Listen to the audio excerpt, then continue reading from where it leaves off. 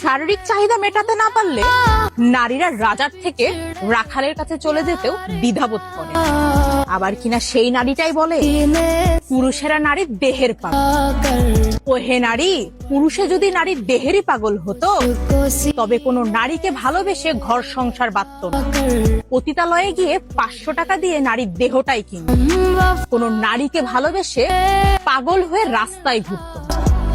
একজন পুরুষ কখনোই নারীর দেহের পাগল না। তারা নারীর কাছে একটু ভালোবাসা ছাড়া আর কিচ্ছুই চায় না। নেশাখোরের বউ কখনোই যায় না, গাঁজাখোরের বউ কখনোই যায় না। যে পুরুষ নেশা করে এসে বউকে বেধক পেটায় সেই বউগুলো সেই পুরুষের সংসারেই থেকে যায়। আর যে পুরুষ শত ভালোবাসা দিয়ে বউকে আগলে রাখার চেষ্টা করে সেই বউগুলোই পুরুষের মুখে লাথি মেরেছে। কি পুরুষ ঠিক বললাম তো কথাটা?